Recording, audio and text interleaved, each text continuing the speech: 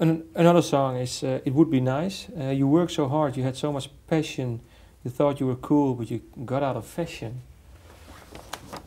Anyone particular in mind? Loads of people. Loads of people. Give me one. Well, no, I think probably in a broad sense.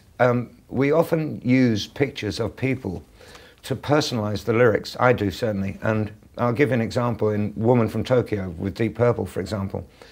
It's not about a woman at all. I mean, it's a love song. It's quite a passionate song, but it's nothing to do with a person. It's to do with Japan. It's a reflection of my first visit to Japan, the impact it made on me.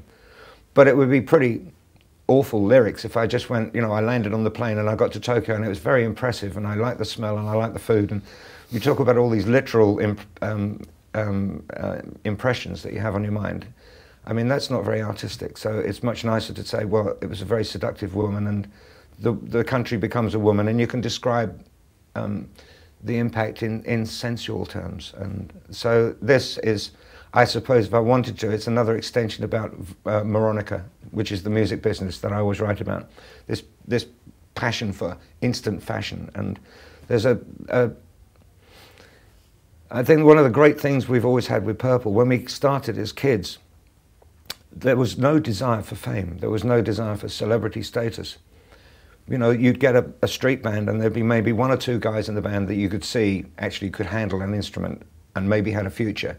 And the other guys were just their mates, you know, they're hanging out, but they can't really play that much. They're maybe not even very musical. And they end up being your road managers, or they end up helping you out with it and coming along and being supporters and all that sort of thing. And they can play football better than you can, but we each have our skills and our talent. And so then maybe one or two guys join up with somebody else and you form another band and it progresses. And all you want to do is to have a better band. Yeah. For the music to be better and to absorb your influences and to get, and we'd sit around night after night, you know, smoking cigarettes and drinking beer and listening to Lazy Lester and Sonny Boy Williamson and analysing the blues right back to the field laments and the slave songs to the Delta blues, and as the migration up the Mississippi through Kansas and ending up in Chicago where it all became more sophisticated, you end up with brass sections and whatever. So it's then we got successful. And we entered this huge world where all the business people came in and said, oh no, you've got to wear this and you've got to dress like this and you've got to say this and this is the fashion, this is the way it goes. But by definition, if you're fashionable today, tomorrow you're unfashionable. So we discovered at an early age it's probably best to be yourself, and you go through up and down and whatever. Do you know when? Because you left the first stage of Deep Purple in 1973. I think you recorded 4 or 5 classic albums. When was this turning point for you? You're saying, well, now we're in fashion. Do I care? No, we didn't. We resented it very much. We didn't like television. We didn't like television cameras at all. We liked live performance. And that was what the ethos of the band was entirely guided by. The idea of recording was okay. We got the whole of that because that was our age, the age of discovery. That was our technology.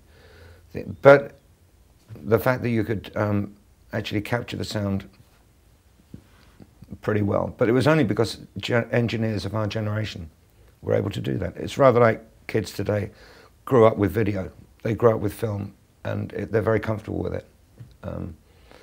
We were able to get rid of these old-fashioned pipe-smoking engineers who would have, watching the meters so they didn't go anything more than that. And so we were able to break the rules and invent new things, record in a different way.